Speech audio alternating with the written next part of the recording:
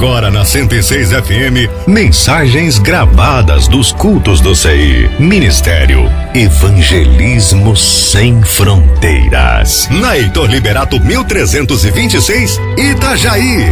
Com o pastor Fernando Francelino. Na 106 FM Gospel.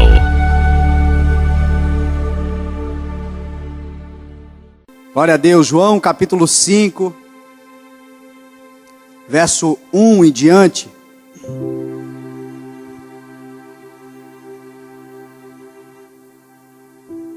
Todos acharam? Amém? A palavra de Deus diz assim: algum tempo depois, Jesus subiu a Jerusalém para uma festa dos judeus. Há em Jerusalém, perto da Porta das Ovelhas, um tanque que em aramaico é chamado Betesda, tendo 5 entradas em volta. Ali costumava ficar grande número de pessoas doentes e inválidas, cegos, mancos e paralíticos. Eles esperavam o movimento das águas. De vez em quando descia um anjo do Senhor e agitava as águas. O primeiro que entrasse no tanque depois de agitadas as águas era curado de qualquer doença que tivesse. Um dos que estavam ali era paralítico, fazia 38 anos.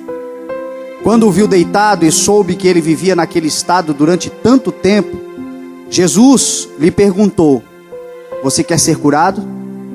Disse o paralítico: Senhor, não tenho ninguém que me ajude a entrar no tanque quando a água é agitada. Enquanto estou tentando entrar, outro chega antes de mim. Então Jesus lhe disse: levante-se, pegue a sua maca e ande. Imediatamente o homem ficou curado, pegou a maca e começou a andar. Isso aconteceu num sábado, e por essa razão os judeus disseram ao homem que havia sido curado: hoje é sábado, não é permitido a você carregar a maca. Mas ele respondeu: o homem que me curou me disse: pegue a sua maca e ande.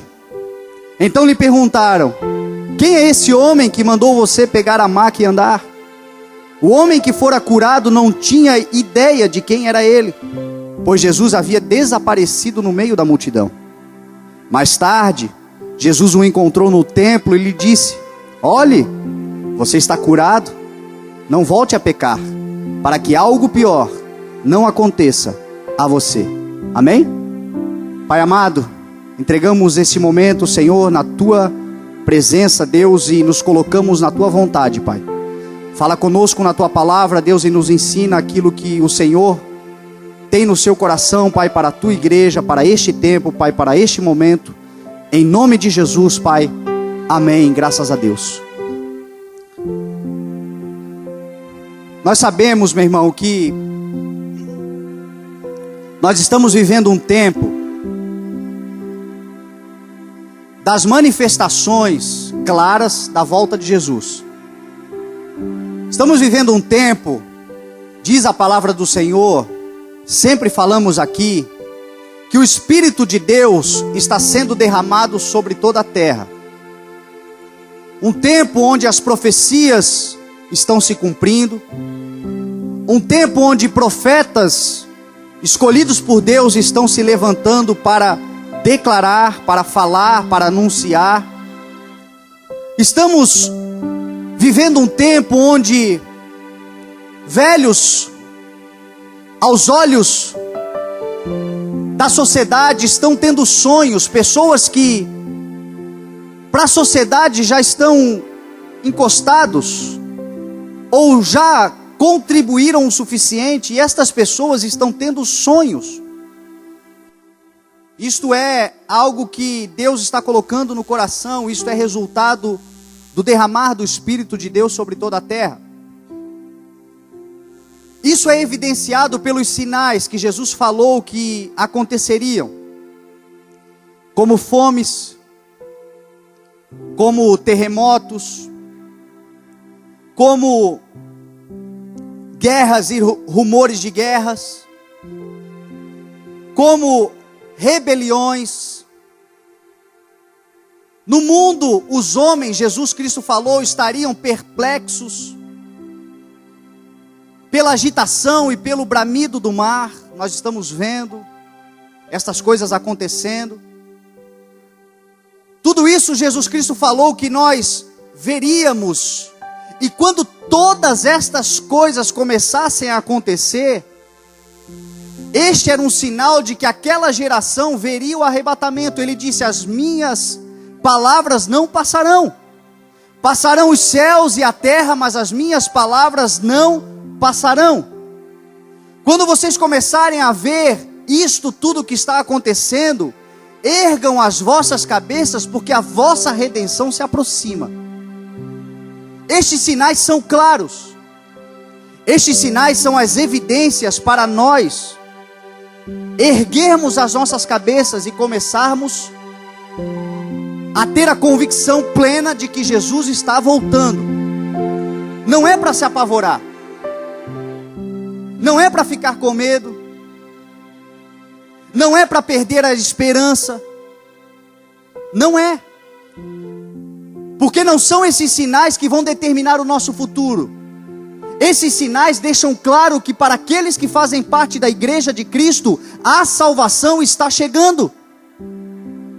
Então a igreja não precisa temer, a igreja não precisa depositar as suas esperanças num governo, a igreja não precisa temer os problemas que estão acontecendo na natureza, os problemas que estão acontecendo no mundo, na economia. A igreja precisa ter certeza que isto tudo significa que Jesus está voltando.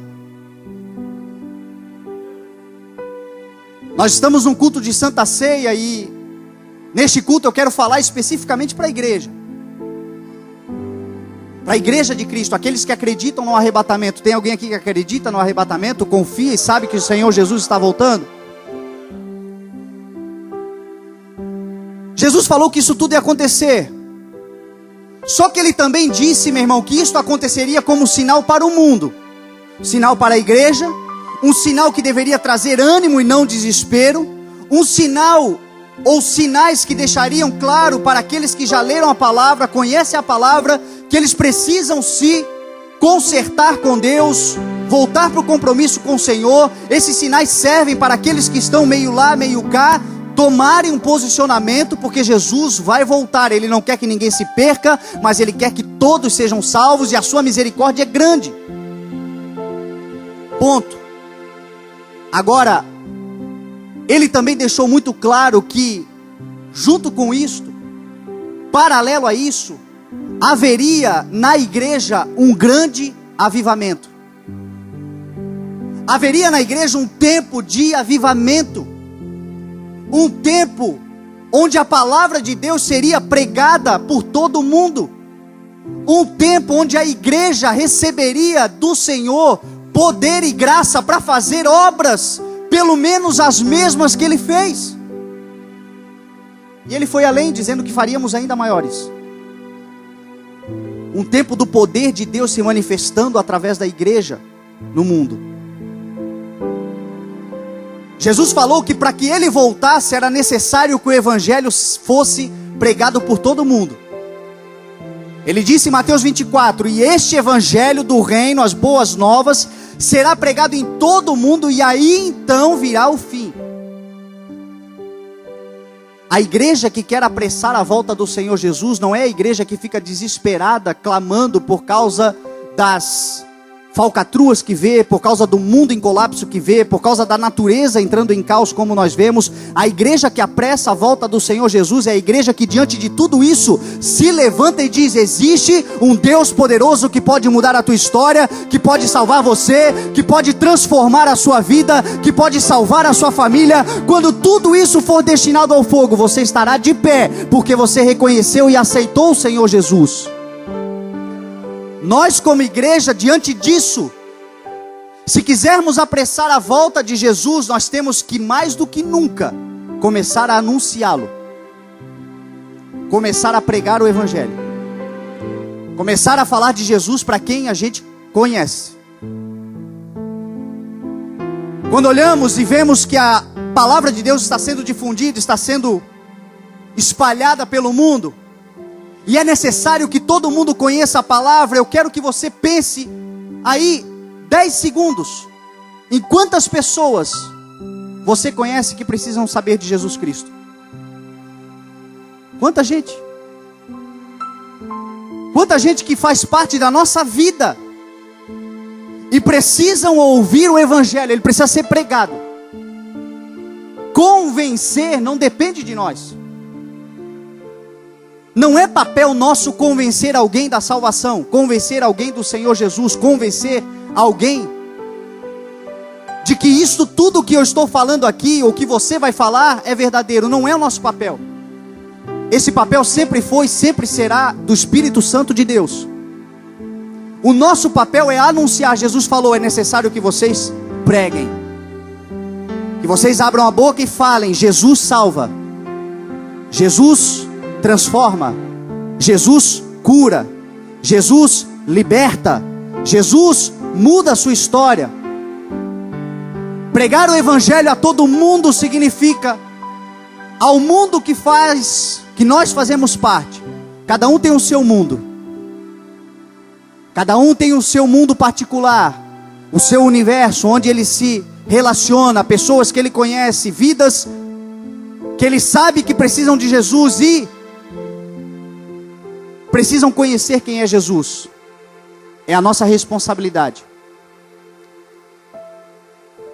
Agora, para isso acontecer, nós precisamos vencer um espírito que atua na igreja. Ele não atua no mundo. Ele não atua naqueles que estão no pecado, ele atua naqueles que são salvos, naqueles que foram purificados pelo sangue de Cristo, naqueles que confiam em Cristo. Se Jesus voltar hoje, eles sobem, estão salvos, porque salvação não é merecimento, salvação é graça. Basta crer com o seu coração, confessar com a sua boca e você é salvo. Agora, nós temos responsabilidades, nós temos uma obra para fazer na terra, mesmo que estando salvos. E esse espírito não permite que a gente avance. Sabe qual é o nome desse espírito? Religiosidade.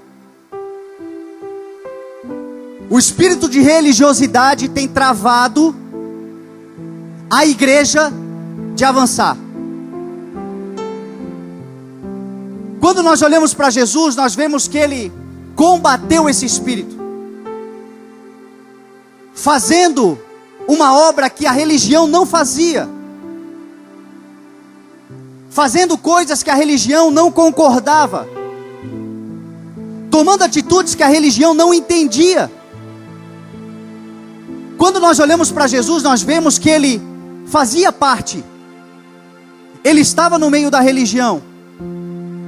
A Bíblia aqui diz que ele estava indo a uma festa dos judeus, ou seja, os judeus eram religiosos, o judaísmo é uma religião, e ele estava indo à festa dos judeus. Quando nós olhamos para Jesus, nós vemos que um dos seus discípulos, André, chamou ele de Rabi, que significa mestre, reconhecendo nele um título religioso. Nicodemos, a Bíblia diz que era uma das maiores autoridades em João capítulo 3, da religião dos fariseus. E Nicodemos, quando chega para falar com Jesus, ele reconhece e chama Jesus de mestre. Jairo era dirigente de uma sinagoga, e quando a sua filha está doente, está morta, ele procura Jesus, reconhecendo em Jesus Cristo a autoridade, mas também uma patente religiosa. Só que o que me chama a atenção, meu irmão, é que Jesus, ele andava no meio da religião, ele fazia parte daquele povo, ele estava com aquele povo, mas ele não era um religioso. Ele não tinha dentro de si o espírito de religiosidade, porque o mesmo Jesus que ia à festa aqui do povo judeu, também foi em festa de publicano, também foi em festa de pecador, também foi em festas de pessoas que a religião jamais concordaria que ele tivesse ido. A Bíblia mostra isso.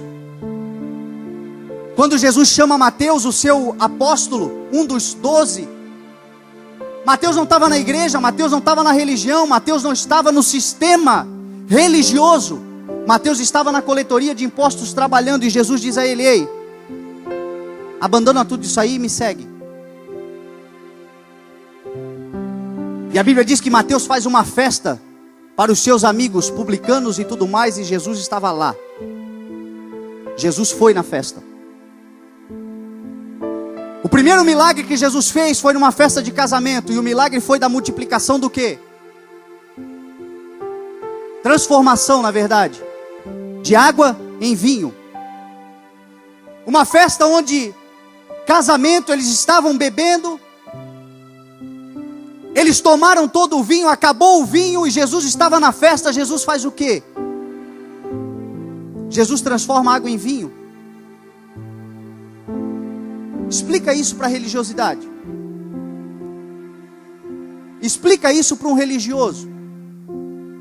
Ah, mas o vinho naquela época era diferente. Meu irmão, vinho é vinho desde que a uva é uva.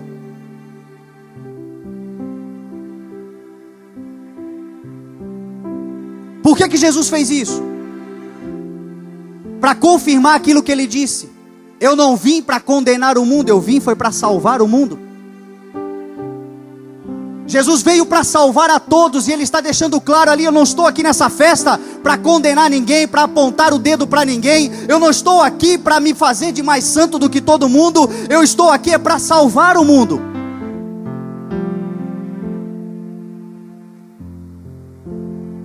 A Bíblia não diz que Jesus encheu a cara. Eu não estou dizendo para você encher a cara e beber, mas eu estou dizendo para você se misturar, porque só quando você estiver lá nas trevas é que você vai ser luz. Sabe por que eu estou dizendo isso? Porque o espírito de religiosidade faz com que o cristão não se envolva com mais ninguém. Se ele é o único salvo na sua família, e a sua família faz uma festa, ele não vai mais, porque não tem ninguém da fé dele para ele fazer a rodinha dele e ficar conversando. Se ele trabalha numa empresa e a empresa promove uma festa e não tem nenhum cristão na empresa, ele não vai. Para não se misturar, por causa do espírito de religiosidade. Jesus nunca disse para você não fazer isso, muito pelo contrário. O sal, ele nos chama de sal porque nós temos que influenciar. O sal só tem finalidade, só tem utilidade fora do saleiro, meu irmão. Se nós acendermos luzes e mais luzes e mais luzes aqui dentro, e acendermos 100 luzes aqui dentro, não vai ter muita finalidade. Pelo contrário, vai começar a incomodar, vai começar a doer o olho, vai começar a esquentar, vai começar a trazer desconforto. Agora, se apagar completamente as luzes e nós acendemos uma velinha, a chama daquela vela vai trazer, meu irmão, conforto para todos nós. Você é luz quando você brilha lá onde há trevas. Você é luz quando você brilha aonde a igreja não está. Você é sal quando você influencia pessoas que não conhecem a Jesus. Vai ser difícil, porque a religiosidade briga conosco. Jesus não deixava que ninguém fazia a sua cabeça, mas ele fazia a cabeça de todo mundo com a sua presença naquele lugar. Jesus alcançou pessoas que ninguém alcançou, e através dessas pessoas, vidas inteiras, cidades inteiras foram alcançadas. Quem foi que mudou a história de Gadara? Foi um gadareno. Quem foi que mudou a história de Samaria? Foi uma samaritana. Quem foi que chamou a atenção de Jesus Cristo? E ele disse que a partir daquele momento e da atitude dela, todas as gerações conheceriam a sua história. pela adoração que ela promoveu ao Senhor através de um vaso de alabastro. Uma mulher que a palavra nos mostra como uma mulher da vida. Essas pessoas só tiveram contato com Jesus, acesso a Jesus, porque Jesus não era um religioso. Jesus não tinha o espírito de religiosidade. Jesus, ele chegava e ele influenciava. Alguns não tomam essa atitude porque tem medo, dizem, eu tenho medo da velha criatura. Se você tem medo da velha criatura é porque ela não morreu ainda, meu irmão. No dia que ela morrer, você vai tomar esse tipo de atitude, porque você sabe que aquele que está com você é maior do que aquele que está no mundo. Você sabe que quando você chega, você influencia e não é influenciado. Você sabe que quando você abre a sua boca, o Espírito Santo de Deus fala através de você e o pecador se arrepende. O teu testemunho, a tua presença. A Bíblia diz que nós somos chamados para a cabeça. Quando nós temos a oportunidade, meu irmão, de ir lá no mundo, uma festa da empresa, você deveria ser o primeiro a tomar as rédeas das coisas. E com a sua atitude, com o seu testemunho, sendo diferente do que todos os outros fariam, meu irmão, você influenciar a todos. E não se esconder. Sabe o que o espírito de religiosidade faz? Ele faz a gente se tornar ativistas religiosos. O espírito de religiosidade nos faz nos tornar militantes denominacionais. Se tiver culto de segunda a segunda, a gente vem na igreja. Tudo que está envolvendo o trabalho da igreja, a gente está junto. E a gente acha que está abafando por causa disso, mas do nosso lado existe alguém em trevas, perdido, precisando ouvir do Senhor Jesus, e a gente se fecha e não fala, se fecha e não propaga o reino. Jesus, ele combateu o espírito de religiosidade tomando atitudes, meu irmão. Ele ia onde ninguém vai. Sabe por que eu estou dizendo isso para você? Porque Deus está levantando no último tempo, o Espírito Santo de Deus está levantando no último tempo uma igreja, meu irmão e minha irmã, que vai combater o espírito de religiosidade, fazendo coisas que aos olhos da religião é loucura. É loucura. Coisas que a religião vai dizer está errado. Mas a igreja que vai libertar os cativos é a igreja que vai fazer, meu irmão, loucuras aos olhos dos outros. Essa igreja vai fazer loucuras. Essa igreja, meu irmão, vai tomar atitudes para ir lá fora, para resgatar, para salvar, para libertar. Atitudes que a religião vai dizer, está errado.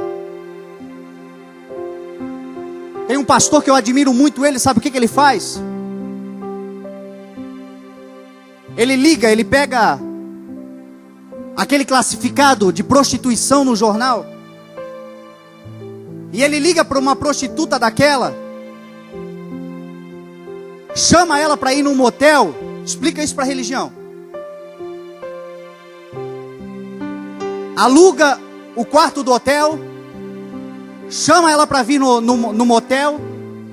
A prostituta vem achando que vai fazer um trabalho, vai fazer o seu serviço como está acostumada. E quando ela chega lá, ela é recebida com flores e com um cartão dizendo: Jesus te ama. Jesus vai mudar a sua história. E aí ele entra naquele lugar com mais pessoas e eles pregam para aquela mulher, e aquela mulher aceita. É difícil, meu irmão, alguém que não aceita o Senhor Jesus. Ele não tem um testemunho de alguém que rejeitou, fazendo coisas que aos olhos dos outros, meu irmão, é estranho. Aos olhos da religião vão dizer: está indo lá, está fazendo isso.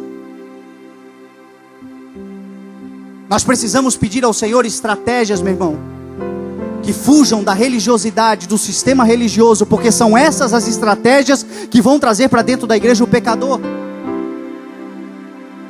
Quando eu me converti, eu saí de um mundo, de um ambiente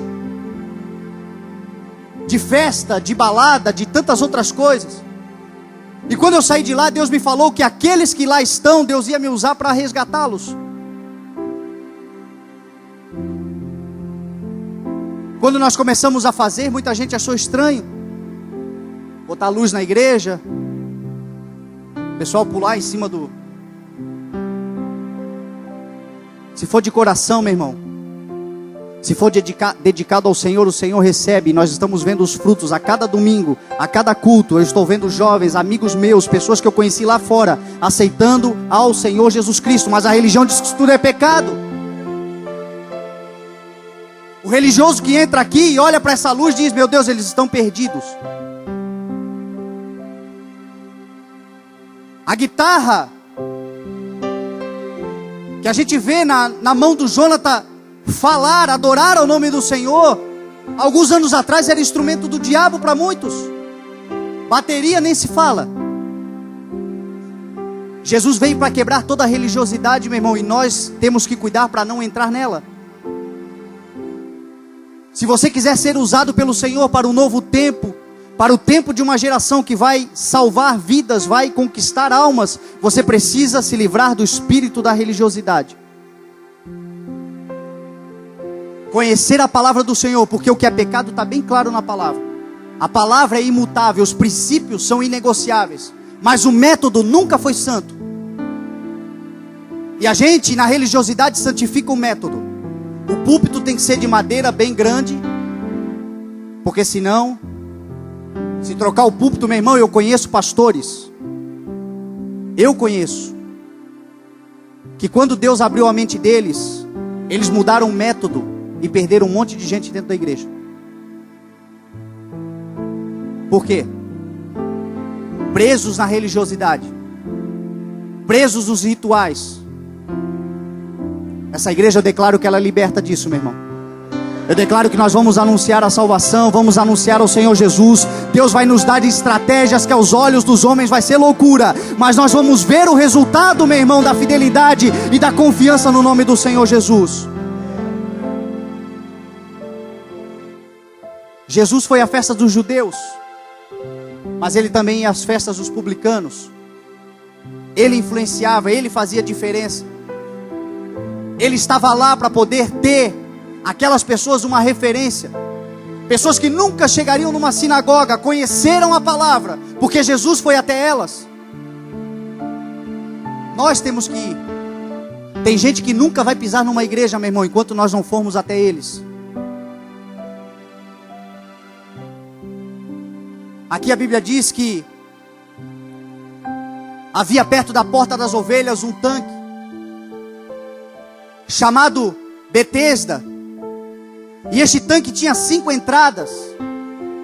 E aí aqui a Bíblia conta uma história que de vez em quando um anjo vinha e balançava as águas daquele lugar, e o primeiro que entrasse naquele lugar seria curado de todas as doenças que ele tivesse, seja qual for a doença. Havia muitos doentes e inválidos, a Bíblia diz, que ficavam naquele lugar esperando uma oportunidade de Deus vir e balançar aquelas águas, o anjo do Senhor vir. Sabe o que a Bíblia nos mostra aqui, meu irmão? A diferença entre Jesus e a religião, entre Jesus e a religiosidade. A palavra do Senhor está nos mostrando aqui, meu irmão, que a religiosidade, ela cria rituais, métodos que fazem com que as pessoas não percebam que Jesus está bem perto. Sabe a rosa ungida? Sabe o lenço abençoado? A toalhinha do suor do pastor, a arquinha, a medalhinha, os rituais que nós vemos tantas vezes a religião pregando e pessoas sendo aprisionadas por eles, mas quando as pessoas se tornam aprisionadas por eles, elas não percebem que Jesus está bem perto. Não está longe, está perto. A Bíblia aqui diz que o tanque de Betesda ficava bem perto da porta das ovelhas. Quem é a porta das ovelhas? Quem é a porta? As pessoas não percebiam a porta, mas percebiam várias entradas, várias formas de entrar, várias formas de conseguir a sua bênção. Betesda significa lugar ou casa da misericórdia. Por isso que nós percebemos algumas vezes pessoas que estão aprisionadas a estas regras, a esses rituais, serem eventualmente curadas. A gente vê isso acontecer. No meio de milhares e milhões de pessoas vivendo uma escravidão, um ou outro é curado. Sabe por quê? Por causa da misericórdia de Deus. Ai daquele que promove isso conhecendo a verdade. Ai daquele que cria obstáculos ou pedágios ou outras maneiras de se chegar a Deus que não seja Jesus Cristo. E nós estamos observando isso inclusive dentro das igrejas evangélicas. Nós ligamos a televisão e nós vemos um show, meu irmão, de portas, show de entradas, show de rituais, para as pessoas serem curadas, para as pessoas alcançarem a prosperidade, para alcançar tantas coisas. E pasmem, quando nós olhamos para a plateia, é uma multidão. Não é diferente do tanque de Betesda?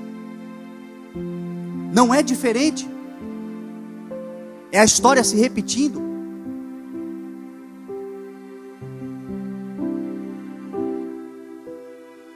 As pessoas são curadas por causa da misericórdia.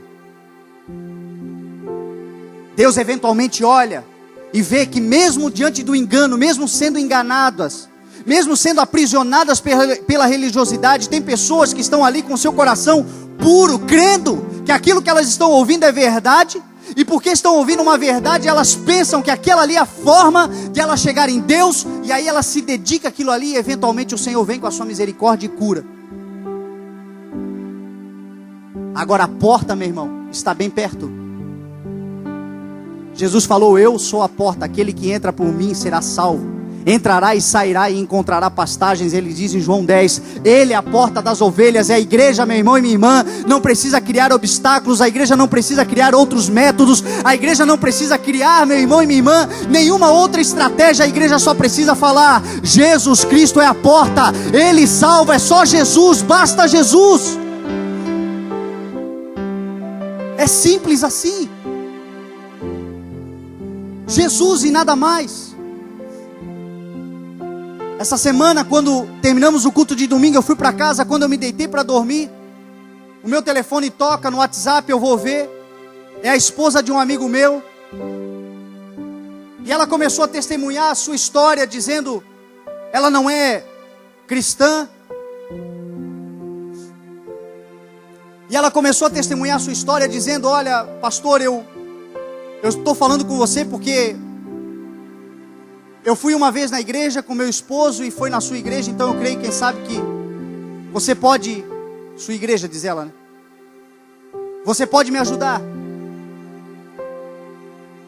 E aí eu falei: pode falar, o que eu posso te ajudar? E ela começou a testemunhar dizendo: olha,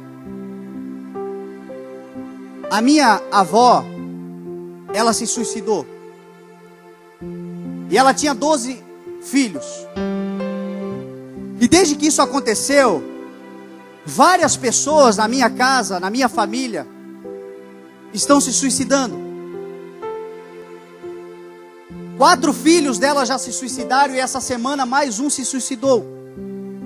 E no velório daquela minha tia, a minha outra tia que estava no velório disse que ia se suicidar também. Internaram ela, mas ela disse: não adianta, quando vocês me abandonar, quando vocês me deixarem sozinha, eu vou me suicidar.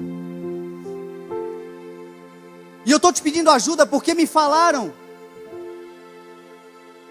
que eu preciso ir num centro espírita, porque quando eu chegar lá no centro espírita, a minha avó está lá e ela vai me ouvir e eu vou ter um contato com ela e vou saber o que está acontecendo. Me falaram para ir lá e eu não sei o que eu faço. Olha só, a religião dando entradas. E ela começou a falar, eu disse: olha, minha querida, esse espírito que estão dizendo que é a sua avó, não é a sua avó. A palavra de Deus diz que isto é um espírito de engano. É um espírito de suicídio que está na sua família, que já levou tanta gente, quer levar você também, só precisa de uma legalidade. Precisa de legitimidade. Se você for naquele lugar, você vai dar a legitimidade que ele quer, para começar a te influenciar. Você vai perceber que existem famílias que sofrem de alcoolismo, de drogas, várias pessoas, e na sua família é o espírito de suicídio, ele quer te levar também. A palavra de Deus diz que a serpente, ela se alimenta do pó da terra.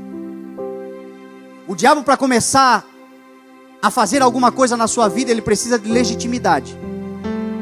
Nós somos pó. Ele se alimenta da poeira que nós provocamos. Se nós damos autoridade e legitimidade, ele vem e se alimenta. E esse inimigo quer destruir a vida dela. Só que ele não tem legitimidade, então ele sopra. Ó, tem uma entradinha lá, vai lá, vai lá, vai lá, vai lá. E aí ela começou a falar e eu falei, olha, tudo isso é um engano. Existe uma única maneira de você se livrar disso. Existe uma única forma de você eliminar isso da sua vida, vencer esse mal na sua vida. É aceitando a Jesus. Você crê em Jesus? Eu perguntei para ela. Ela falou, creio. Você crê que Jesus morreu, ressuscitou e é o Filho de Deus? Creio.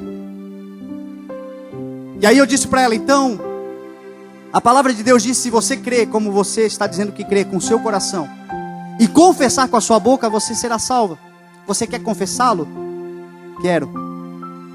E aí eu fiz uma oração de confissão para ela, escrevi e disse, olha, se você puder aí onde você está agora, dobrar os teus joelhos, colocar a mão no teu coração e falar essa oração, esse problema vai acabar. Jesus vai entrar na sua vida e a sua vida vai ser transformada e esse mal vai embora. E aí olha o espírito de religiosidade nela. Porque ela disse, a minha família toda é religiosa. Eu falei, pois é, exatamente isso, a sua família é religiosa. E Jesus não tem nada a ver com religião. Você não precisa mais de religião, você só precisa de Jesus. Você quer Jesus? É simples assim. Quero. E ela fez a oração. E depois que ela fez a oração, ela me disse, pastor, muito obrigado, eu estou com uma paz no coração. Essa palavra que você me deu me trouxe tanta paz. Eu quase estava indo lá, mas agora eu encontrei, eu entendi o que estava acontecendo. Aí eu falei para ela, isso não é eu, isto é o Senhor Jesus Cristo. Este é o Senhor Jesus Cristo que a partir de agora está morando com você. A partir de agora está na sua vida.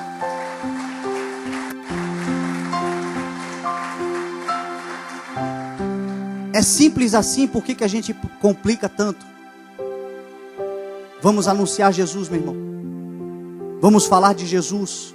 Vamos parar de complicar. Vamos parar de trazer tantas regras, tantas doutrinas, tanto conhecimento que nós temos para justificar isso ou aquilo, julgar isso ou aquilo. A religião nos torna, meu irmão, murmuradores.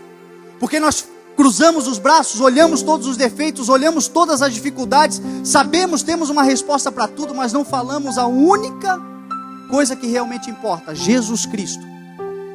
Jesus liberta e transforma a vida. A Bíblia mostra, meu irmão, que ele estava bem perto. A porta das ovelhas estava do lado e ninguém via. E havia ali um homem que estava há 38 anos dependendo. 38 anos na religiosidade, dependendo da religião, e a sua vida não mudava.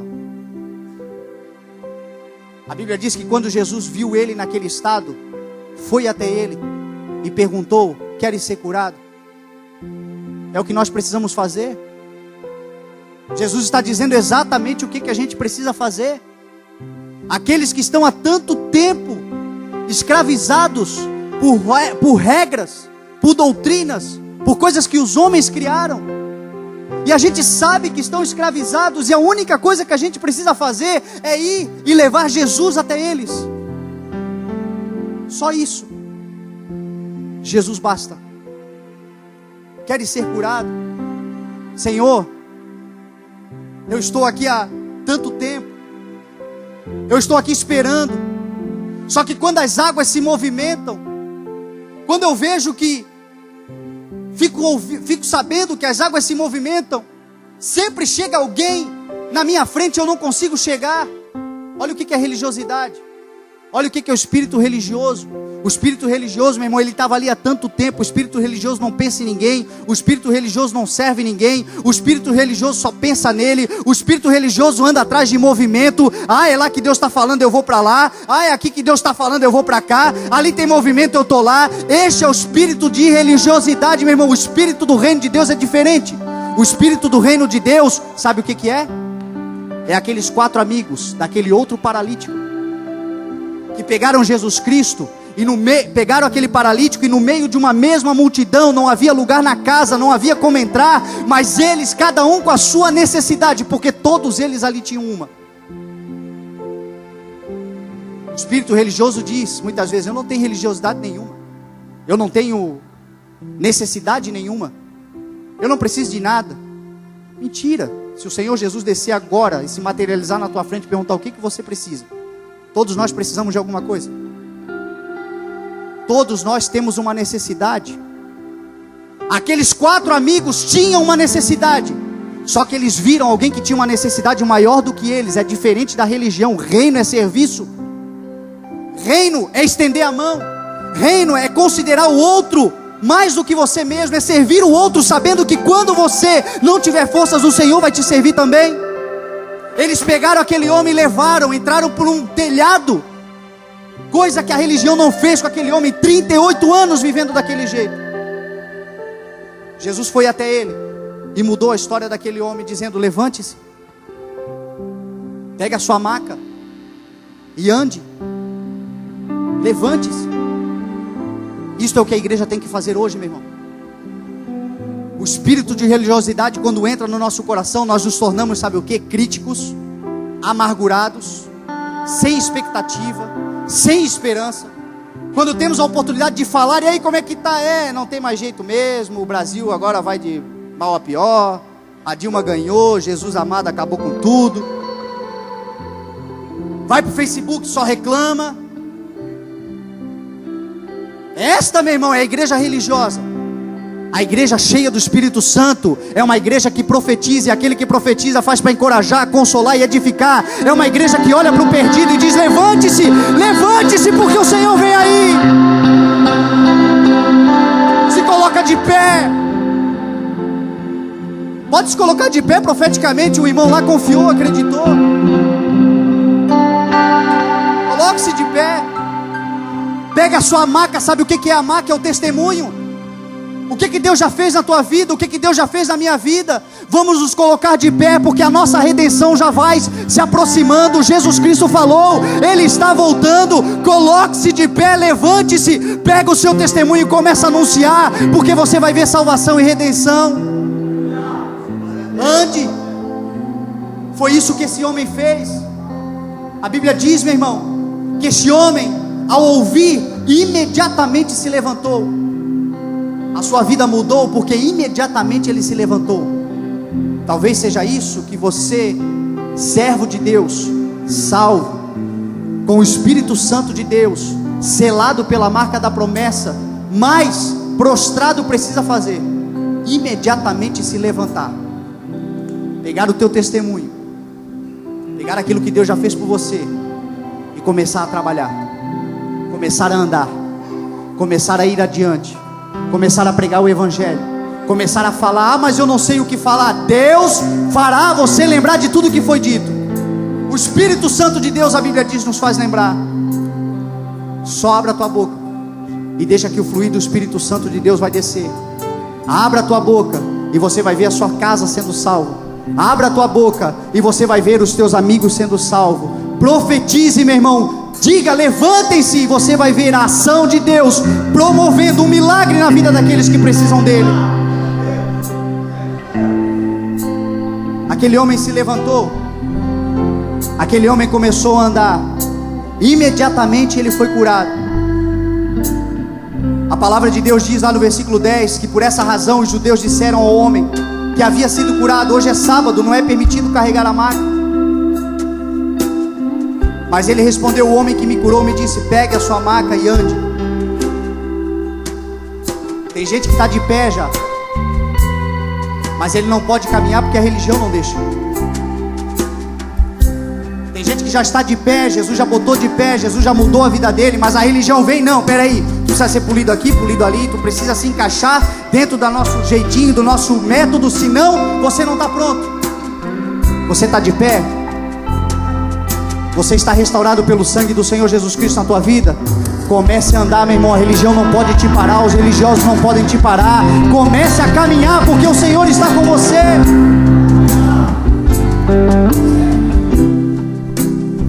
Mais tarde, versículo 13: o homem que fora curado não tinha ideia de quem era ele, pois Jesus havia desaparecido no meio da multidão. Jesus desapareceu no meio da multidão, sabe por quê? Porque Jesus nunca fez espetáculo com o milagre. Jesus nunca usou dos milagres, da ação e do poder de Deus para se autopromover. Sabe por que muitas vezes a gente ora para o Senhor nos usar poderosamente? O Senhor ainda não nos usou. Porque se o Senhor nos usar, nós vamos usar aquilo que o Senhor fez para promover o nosso ministério, para comprovar para os outros que o Senhor está conosco. Está vendo? Ó, Deus está comigo. Nunca foi prioridade ou preocupação a vida do outro, mais através do milagre do outro, a promoção pessoal.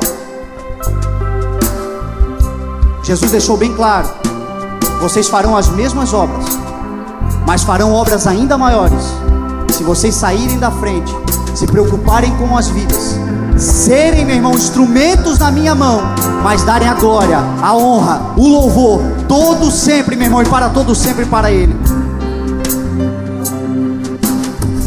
Por último, versículo 14 diz: mais tarde Jesus o encontrou no templo e lhe disse: olhe, você está curado, não volte a pecar para que algo pior não aconteça a você.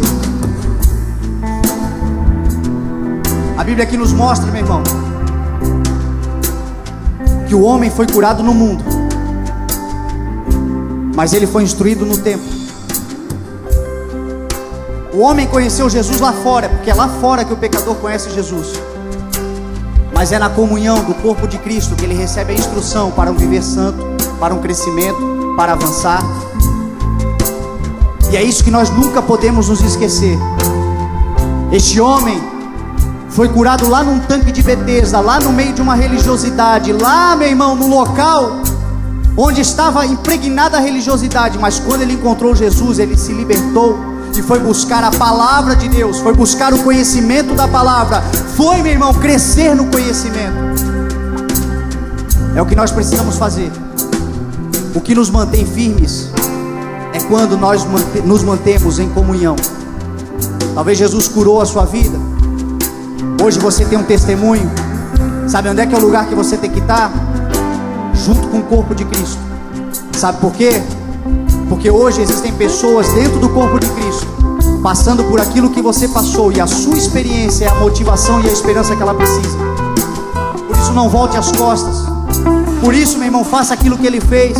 Jesus olhou para ele e disse: que bom, eu vejo que você está curado. Agora permaneça firme, não volte a pecar, não volte a errar, para que coisa pior não aconteça a você. Jesus nos libertou, Jesus nos salvou, Jesus transformou a nossa vida. Nós estamos aqui celebrando o seu nome. Vamos participar da ceia como corpo de Cristo, mas que todos nós, meu irmão, permaneçamos firmes e fiéis, ligados ao corpo, porque é o corpo que nos sustenta. Ele é o cabeça, mas nós somos o corpo, e nós somos membros desse corpo, que só temos vida quando estamos uns com os outros. Te fortalece, te anima, te levanta, começa a caminhar no teu propósito, começa a contar as bênçãos que o Senhor já fez. Ah, mas eu estou passando dificuldade. Nenhuma dificuldade atual, meu irmão, é maior do que aquilo que o Senhor já fez por você na cruz do Calvário. Abra a boca e profetiza. Abra a boca e prega. Por muito tempo, meu irmão, eu tive que profetizar sem estar passando por um tempo de graça, por um tempo de alegria. Graça sempre tive, mas um tempo de alegria. Quantas vezes nós estamos amargurados, quantas vezes nós estamos sofrendo, quantas vezes nós estamos passando por dificuldade, mas a nossa palavra deve ser, meu irmão, aquela de Jó, aquela que diz que ele se levantará aquela que diz que o nosso Redentor está vivo, aquela que diz, meu irmão, que Ele virá, aquela que diz que Paulo disse: todas as coisas eu posso naquele que me fortalece. Essa é a palavra que nós temos que ter, uma palavra de esperança para o mundo, uma palavra, meu irmão, de ânimo para o mundo, uma palavra de salvação para o mundo, porque a palavra que nós lançamos será, meu irmão, a palavra, o fruto que nós nos alimentaremos, é o que diz a palavra de Deus. Vamos participar da ceia.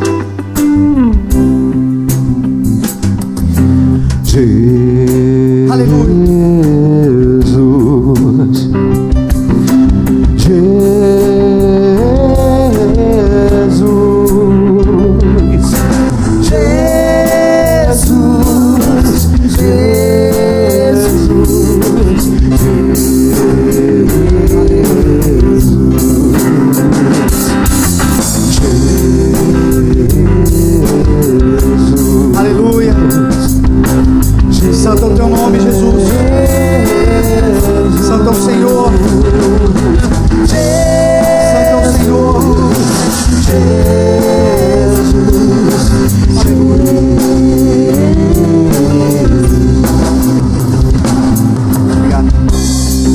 Apressar a volta do Senhor Jesus.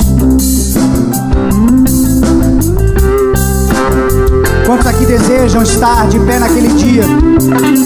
Quantos desejam ouvir o seu nome? Então nunca mais, meu irmão, vamos passar um dia sem falar de Jesus para alguém. Nunca mais vamos dormir sem ter aproveitado, porque o Espírito Santo de Deus, se você pedir, Ele vai dar uma oportunidade para você falar de Jesus para alguém. Nunca mais vamos sair, meu irmão, andando pelas ruas achando que estamos andando à toa. Filho de Deus, cada passo que dá com um propósito. Igreja do Senhor Jesus Cristo, cada lugar que ela vai iluminando, influenciando, mudando a situação. O mundo espiritual vai mudando quando você vai caminhando por onde você vai passando. Vá falando de Jesus, vá anunciando Jesus. Talvez hoje você não veja nada, vá anunciando Jesus, vá falando de Jesus. Lá na frente você vai começar a ouvir os testemunhos. Pessoas que você nunca viu, pessoas que você nunca conviveu, pessoas, meu irmão, que pelo simples fato de saber que Jesus estava na sua vida, e de talvez ter ouvido você falar para outros, vão testemunhar: aquele dia Jesus mudou a minha vida.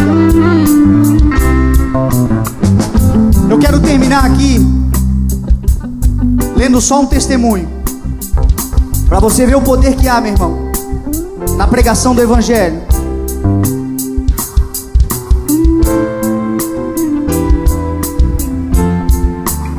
Uma irmã testemunhou entre tantos, eu vou ler esse aqui. Somos da cidade de Belém e viemos para Itajaí atender o chamado de Deus. No início foi tão difícil, era como se estivéssemos enfrentando gigantes e o medo tomava a minha vida. E um belo dia comecei a escutar a rádio e o pastor pregou sobre Pedro. Eu estava sozinha na minha sala. Quando a palavra era ministrada, senti uma presença muito forte de Deus. Caí de joelhos no chão e ali sozinha, Deus renovou as minhas forças. Tive uma forte experiência com Deus. Sou muito grata a Deus pela vida, por esse canal de bênçãos para muitas pessoas. Sei que é difícil carregar a cruz, mas não desista e nunca pare de adorar e pregar, pois a glória de Deus na sua vida, no ministério, vai ser gloriosa. Do início, é só o início de uma grande caminhada cheia de milagres. Deus te abençoe. Eu faço das palavras dela para mim as minhas palavras para você. A caminhada é difícil, tem uma cruz para carregar, tem negar-se a si mesmo, tem humilhação, tem vergonha, tem dor muitas vezes, mas nunca desista e nunca pare de adorar, nunca pare de anunciar, pois a glória de Deus será manifestada sempre na sua vida. Esse testemunho é resultado do trabalho dessa igreja. Estou aqui pregando a palavra porque você está aqui ouvindo. Tenho certeza que muitos ouvindo vão multiplicar a palavra, vão continuar espalhando a mensagem. E nós vamos ver, meu irmão, vidas e mais vidas sendo salvas. Vamos celebrar essa ceia nos lembrando daquele mandamento que nos ensina: ide por todo mundo e pregue o evangelho a todas as pessoas. Só vamos por todo mundo quando o espírito de religiosidade ser quebrado na nossa vida. E eu declaro, pelo nome santo e poderoso do Senhor Jesus Cristo, que neste lugar, na sua vida, está neutralizado e anulado todo espírito de religiosidade que quer te parar. Você vai ao mundo, você vai fazer loucuras aos olhos de muitos, mas você verá a salvação de vidas pelo nome do Senhor Jesus Cristo na sua vida. Amado Espírito Santo, todos receberam pão? Neste momento, Pai amado, nós queremos participar, Deus, deste ato, Deus, simbólico. Este pedaço de pão, Pai, que simboliza o Teu corpo que foi ferido, o Teu corpo que foi rasgado, o Teu corpo que foi machucado, para que nós tivéssemos hoje, Senhor, o direito da salvação, para que nós tivéssemos hoje, Senhor, mediante a Tua graça e o Teu sacrifício, a condição, Senhor, de poder erguer as cabeças, Pai, a nossa cabeça, e andar, Senhor, nessa terra crendo, confiante de que o Senhor nos salvou e que nenhum mal pode chegar à nossa casa. Amado Espírito Santo de Deus, esse sacrifício, Deus, foi maravilhoso. Mas esse sacrifício, Deus, nos deu uma responsabilidade de anunciar a salvação, de falar do Senhor Jesus. Pai, que todos os dias, Senhor, nós possamos nos lembrar, Deus, que a Tua morte naquela cruz não foi em vão. A Tua morte naquela cruz não foi só pela minha vida, não foi só pela vida da Sua igreja, foi pela vida, Senhor, daqueles que estão perdidos e também precisam saber que o Senhor Jesus Cristo está vivo. Amado Espírito Santo, vamos participar deste momento, Pai, consagrando esse pão, tendo, Senhor, a certeza, a convicção e a responsabilidade, Deus, que o Senhor nos fez pregadores na nossa geração. Em nome de Jesus, participe do pão. Aleluia.